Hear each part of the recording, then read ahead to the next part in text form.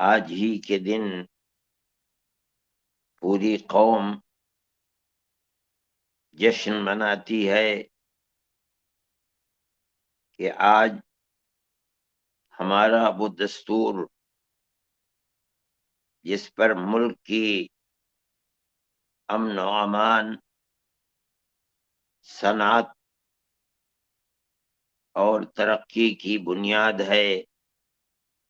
آج کے دن وہ دستور ہندوستان کا بنا جس سے ساری دنیا کے اندر ہندوستان کو جمہوری ملک کہا جانے لگا۔ یہ ہر بسنے والے انسان جس نے ہندوستان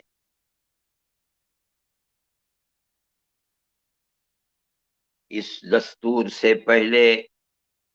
جب ہم اور ہمارے بزرگ ملک کے اندر غلامی کی زندگی گزار رہے تھے، اس وقت بڑے اور چھوٹے، کالے اور گورے کا ایسا امتیاز تھا کہ جو حقوق گوری چمڑی والوں کے تھے وہ ہندوستان کے گندمی اور کالی چمڑی والوں کے نہیں تھے۔ یہ انسانیت پر اتنا بڑا ظلم تھا اور یہاں کے رہنے والوں پر غلامی کی ایسی زنجیر پڑی ہوئی تھی کہ لوگوں نے اس ظلم کو اور اس زنجیر کو توڑنے کے لیے اپنی جانوں کی قربانی دی۔ یہاں تک کہ 150 سال کی کم و بیش لڑائی کے بعد اور اپنے جوان بیٹوں کو، بیٹیوں کو،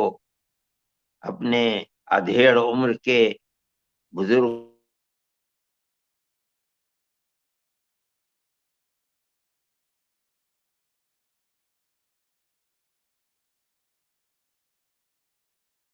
کو بلکہ بوڑھوں کو اپنی آزادی کی پرانی داستان کو بیان کرتے ہیں، اپنے آباء و اجداد کی قربانیوں کو پیش کرتے ہیں۔ اس لیے ہندوستان میں بسنے والے ہر شخص کو یہ حق حاصل ہے کہ وہ ملک کی آزادی کے اندر اپنے بچوں کے سامنے، اپنے جوانوں کے سامنے اپنے آباء و اجداد کی قربانی کو پیش کرے، اس لیے کہ کسی قوم کے لیے یہ انتہائی ضروری ہے کہ وہ اپنے آباء و اجداد کی تاریخ کو زندہ رکھے اور جانے کہ اپنے اس ملک کی آزادی کے لیے انہوں نے کیا قربانیاں دی ہیں۔ اگر کوئی قوم اپنے بزرگوں کی ایسی قربانیوں بھری تاریخ سے ناواقف ہوگا، بھلا دے گا، تو وہ اپنے ماضی کو بھلا دینے کی وجہ سے اپنے مستقبل کی صحیح بنیاد نہیں رکھ پائے گا۔ اس لیے ہمارا یہ فرض ہے کہ ہم اپنے بزرگوں کی تاریخ کو بیان کریں۔ میں اس تاریخ کو سن 1799 سے بیان کیا کرتا ہوں، اس لیے کہ ٹیپو سلطان کی شہادت سرنگا پٹنم میں جب سن 99 میں پیش آئی، 1799 میں، تو اس کی لتھڑی ہوئی خون سے مردہ لاش کے اوپر کھڑے ہو کر انگریز جنرل نے کہا تھا کہ آج ہندوستان ہمارا ہے۔ اس کا مطلب یہ ہے کہ ٹیپو سلطان کے اس ملک میں وجود کو، حالانکہ وہ صرف ایک ریاست میسور کا نواب تھا، لیکن اس کے دل کے اندر انگریز کی کتنی دشمنی تھی اور وہ غلامی کو اپنے لیے کتنا بڑا بدنما داغ سمجھتا تھا، اور اس نے انگریز کی فوج کے مقابلے میں ایک ایسی فوج بنائی تھی کہ جب تک وہ شہید نہیں ہوا اپنے ملک کی آزادی کے لیے، انگریز یہ نہیں سمجھتا تھا کہ وہ صحیح طریقے کے اوپر اس ملک کے اوپر تسلط جمائے ہوئے ہے۔ اس کی شہادت کے بعد انگریز نے یہ سمجھا کہ اب ہماری فوج کی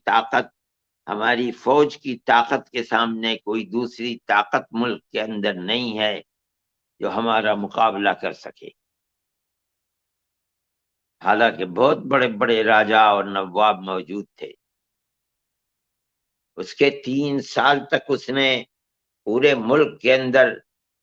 نواب اور راجاؤں کے اوپر تسلط کیا اور سب کو اپنی مٹھی کے اندر لے کر کے سن 1803 کے اندر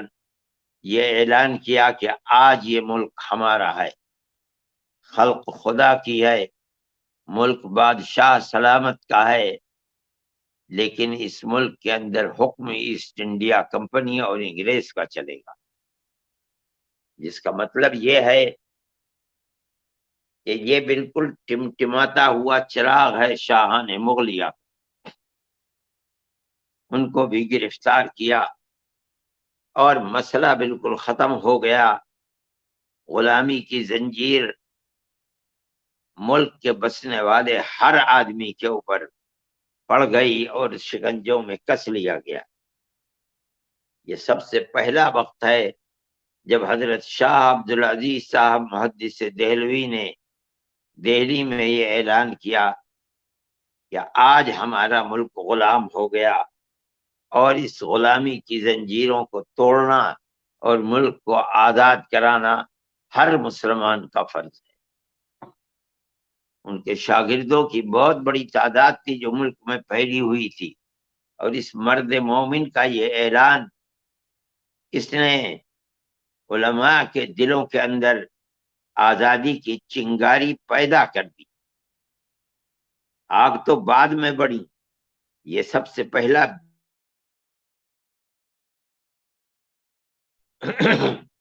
آزادی کی آواز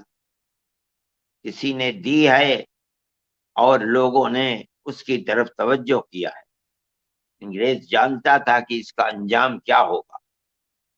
آج نہ صحیح مگر 150 سال تک یہ آواز اگر زندہ رہی تو اس نے ملک کو آزاد کرا ہی دیا۔ اس کا نتیجہ یہ ہوا کہ اس مرد مومن کے اوپر آزمائشوں کا ایک دور شروع ہو گیا۔ ان کو زہر دیا گیا اور ان کے جسم کے اوپر سفید داغ پڑ گئے، ان کی جائیداد کو قرق کیا گیا، ان کے مدرسے کو دفن کر دیا گیا، ان کو شہر بدر کر دیا گیا۔ لیکن وہ مرد مومن جس نے اپنا یہ موقف اختیار کیا تھا کہ ملک کو آزاد کرنا ہر ایک کا فرض ہے، وہ اپنی جگہ کے اوپر 1 انچ بھی پیچھے نہیں ہٹا۔ انہوں نے اپنی زندگی کے اندر اپنے ایک خاندان کے فرد کو اور ایک اپنے معتقد کو، حضرت شاہ اسماعیل شہید اور حضرت سید احمد رائے بریلوی رحمت اللہ علیہما کو اس کے لیے کھڑا کر دیا۔ انہوں نے سارے ملک کے دورے کیے، ہندوستان کے بالکل جنوب تک پہنچے، جہاں تک جا سکتے تھے خشکی کے راستوں سے پہنچے، دریاؤں کے راستوں سے پہنچے، اور جا کر کے لوگوں سے جہاد کے اوپر بیعت لی ہے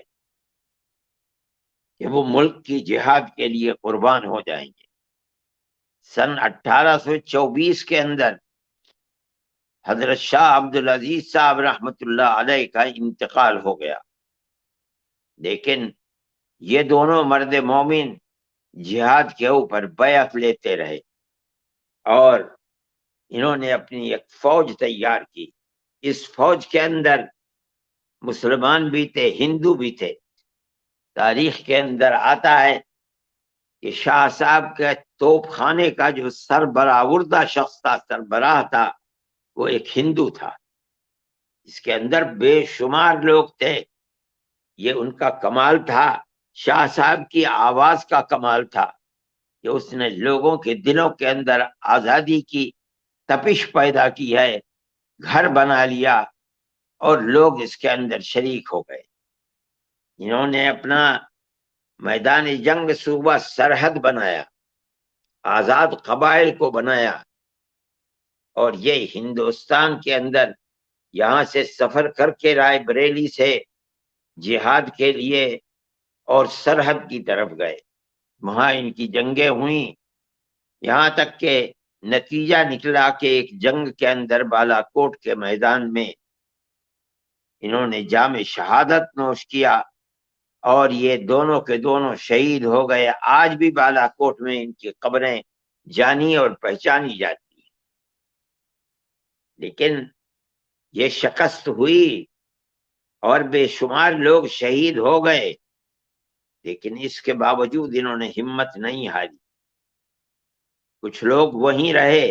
جن کو علماء صادق پور کہا جاتا ہے. صادق پور پٹنے کا آج ایک محلہ ہے، پہلے پٹنے سے الگ جگہ تھی، اور وہ سن 1831 کے بعد 45 تک وہاں لڑتے رہے، مرتے رہے. لیکن جو لوگ ادھر سے یہاں آ گئے تھے انہوں نے میدان جنگ تو بدل دیا، لیکن ہمت نہیں ہاری، اور انہوں نے جنگ کے لیے سن 1857 کے اندر ہندوستان کے بڑے بڑے ہندوؤں کو اور مسلمانوں کو، علماء کو خاص طریقے کے اوپر جام شہادت نوش کرنے کے لیے اپنے ملک پر قربان ہو جانے کے لیے تیار کیا.